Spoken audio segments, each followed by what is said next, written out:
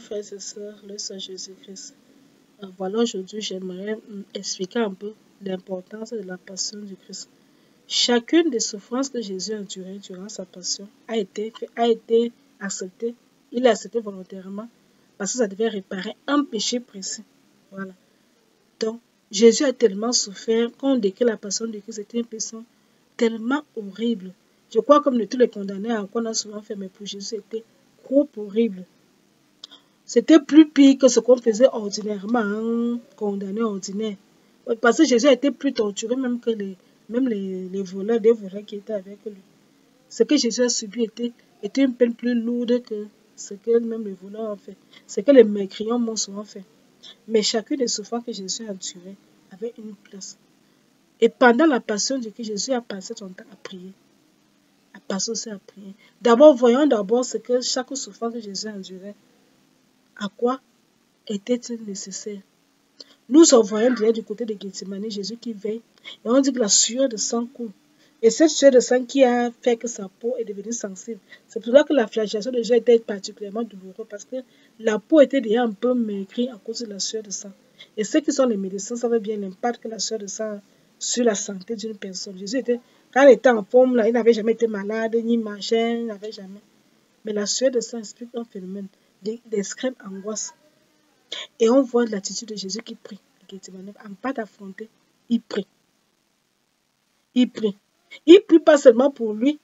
Il demande à Dieu, c'est vrai, d'éloigner. Après, il se remet à la volonté de Dieu. Mais il prie aussi pour ses disciples. Il prie pour tout le monde. Regarde, Jésus prie. Il prie avant d'affronter cette épreuve-là. Jésus, il y a les souffrances que Jésus a endurées, les justices, les tortures, parce qu'on l'a mis en prison. On ne s'était pas le chocolat qui partait, il n'a pas passé la nuit. Jésus n'a même pas pu dormir la nuit là. Saint Bernard nous parle de toutes ces souffrances. Il y a peut-être que on passe sur les souffrances cachées de Jésus, qu'il a enduré le Jésus. Moi, quand j'ai lu ces souffrances, j'étais dépassée dans la tête. Comment il a même pu supporter? Moi, seulement, c'est comme m'aurait fait Jésus. Pouvait faire comme moi-même, moi-même, peut-être que Jésus là.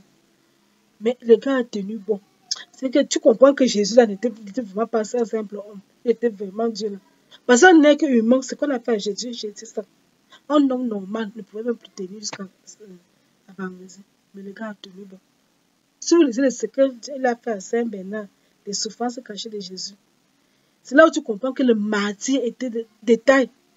Et Jésus, durant ce martyr, il dit qu'il priait pour les personnes qui, de même que lui, vont traverser le martyr, seront torturés. Les chrétiens qui a cravé le monde seront torturés.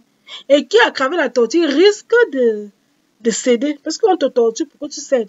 Pourquoi tu disais que non, je ne suis plus chrétien, maintenant je suis devenu musulman, mais je suis devenu, c'est pas bouddhiste, c'est pas quoi. Ou alors athée, je sais pas. Il y a beaucoup de personnes qui sont torturées. Surtout ceux qui sont dans les pays arabes, les pays où la foi chrétienne n'est pas répandue. Mais Jésus a enduré cela, il a prié pour que ceux qui endureront les mêmes tortures que lui tiennent bon. Il a fait ses pieds, tiennent bon. On voit Jésus, la flagellation de Jésus.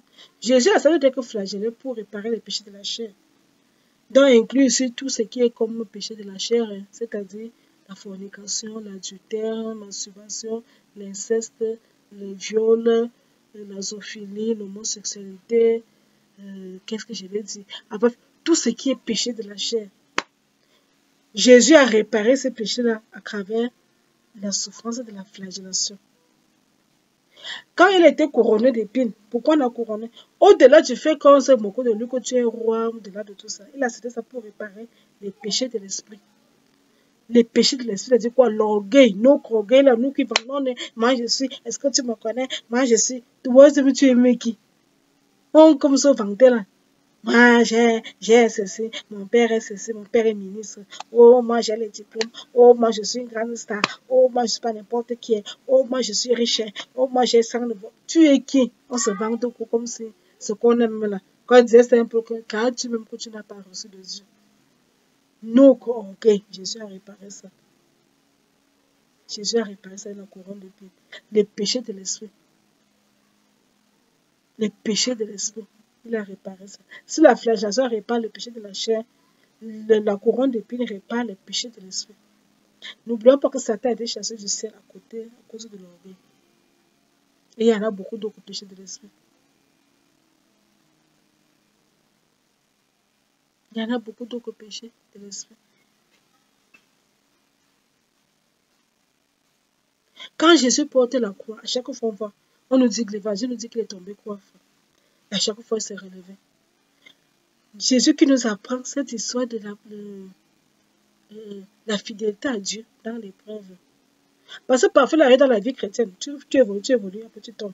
Tu évolues, tu tombes. Mais Jésus, à travers, nous apprend que même quand tu tombes, tu dois pouvoir te relever. Le fait que tu es tombé n'est pas la fin. N'est pas la fin. Il va pouvoir te relever. C'est des leçons qu'on apprend. Et c'est des forces aussi qu'on tire. Nous tirons cette force de nous relever dans la passion du Christ. Parce qu'il est tombé, il s'est relevé. Mais il est resté fidèle à Dieu jusqu'à la fin. Jésus qui est arrivé sur le Golgotha, Jésus est dépouillé de ses vêtements. Jésus était nu. Nous, que nudité, il y a un infirmière qui chauve là, dit le nudisme. Je ne la fais même pas pourquoi on l'a fait là. C'est quoi cette histoire que les gens marchent nus? Mais ils sont dans les plaines, on voit les gens qui marchent, même ils sont chez eux, ils marchent nus, qui sont les nudistes, marchent tout nus. Comme Adam, tenu d'Adam et Ève. Et les jeunes filles qui portent les mini-jupes. Et qui est maman, les décolletés, on vient parfois à l'église avec. C'était pour réparer ces péchés-là. Jésus a accepté d'être nous. Pour que lui qui est fils de Dieu, lui qu'on humilie comme ça, répare donc nous qui exposons, puisque nous concourons le temple du Saint-Esprit. Et quand nous l'exposons, nous humilions Dieu qui vit en nous à travers son esprit. Jésus l'a réparé Golgotha lorsqu'on l'a dénudé, l'a mis le corps du Sauveur. Il était en tenue d'Adam. Et si vous imaginez pas, le Fils de Dieu en tenue d'Adam et Ève. Jésus qui a été crucifié, à chacune des mains, il a prié. Quand on a cloué la main droite, Jésus s'est a prié pour les pécheurs. Il a dit que ma main, c'est là. Il a prié. Et il a dit que pendant qu'on clouait sa main, il a prié pour les pécheurs du monde entier. Il a prié pour leur conversion. Quand on a cloué la main gauche, n'oublions pas que le corps de Jésus avait été tiré. Il a connu l'étirement. On a tiré dans les membres, les mains étaient disloquées. Et quand on a cloué la main gauche, Jésus a prié pour les âmes du purgatoire. Il a prié pour les âmes, pour qu'ils soient sauvés. Il a prié pour les agonisants, la pensée aux agonisants, les gens qui meurent. Vous savez, quand vous mourrez, même le démon vient vous assaillir pour que vous régniez Dieu.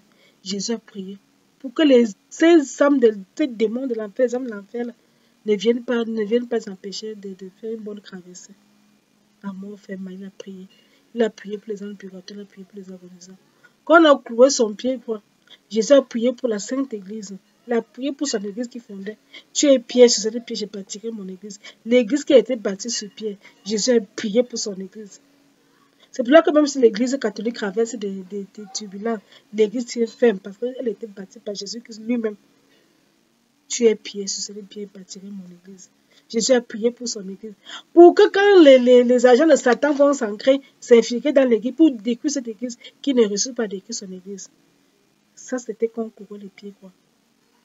Il a offert ses souffrances, la douleur qui a jailli de ses pieds, voilà. Il a souffert faire son Père en pensant à son église. Oui. Quand on a cloué les pieds gauche, Jésus a prié pour la protection de ses serviteurs. Parce qu'il savait que Satan va nous persécuter. Qui d'entre nous n'a jamais fait un cauchemar? Qui d'entre nous n'a pas été attaqué dans les rêves? Il a prié. Il a offert la douleur de son pied gauche pour notre protection. Et déjà aussi, même je vais revenir sur la main droite. Jésus offre aussi la main droite de Jésus a une grande puissance. Jésus a offert la douleur de la main gauche, qui lui a été encore fait plus mal parce qu'à cause de l'étirement. Parce qu'on a d'abord cloué la main, la première main. Quand on allait tirer le corps de Jésus, on s'est rendu compte que la main n'arrivait pas à la tirer. Jésus a couru souffert avec la main gauche. Et il dit qu'il a mis un pouvoir sur sa main gauche. Le sang qui a coulé de cette main-là, la douleur qu'il a ressentie, c'est pour vaincre Satan et ses agents. C'est pour ça que quand vous êtes combattu, invoquez le sang qui a coulé de la main gauche de Jésus. Invoquez la douleur que Jésus invoquait en ce moment-là pour vaincre Satan et ses agents, les démons, tous ces sorciers qui vous dérangent là. Parce que Jésus, lui-même, le jour de sa passion, il a offert au Père éternel à son Père céleste, la douleur, le sang qui a coulé de ses mains pour vaincre Satan. C'est ça qu'il a dit, c'est qui écrase Satan. La douleur, le sang qui a coulé de la main gauche de Jésus, c'est écrase Satan. Ça vainc Satan avec tous ses agents, avec tous ses démons. Et enfin qu'on a percé le côté sacré, d'où est sorti l'eau et le sang. C'est l'eau-là qui nous purifie. L'eau nous purifie, l'eau nous lave de nos péchés. Le sang nous restaure.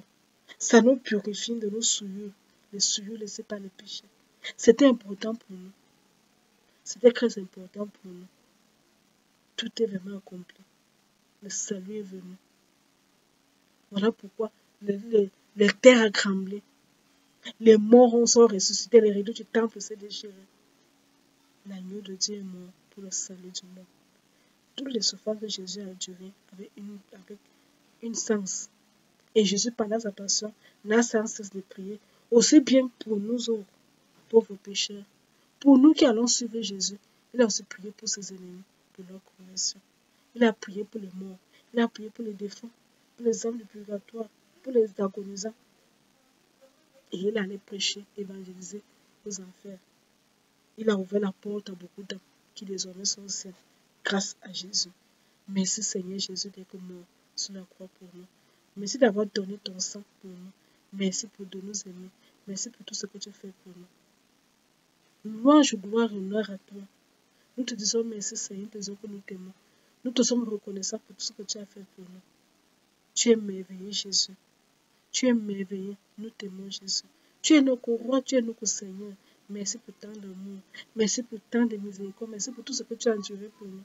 Donne-nous la grâce de te rester fidèle, de ne pas t'abandonner. Si le monde sombre, que nous restons la lumière du monde, le sel de la terre. Car c'est le seul Père sa sauveur, à quoi croire le salut en toi. Et Père éternel, merci de nous avoir donné son Fils. Et merci d'avoir accepté son sacrifice pour nous restaurer. Que Dieu vous bénisse abondamment. Que la grâce de Dieu repose sur vous. En tout, loué soit Jésus-Christ.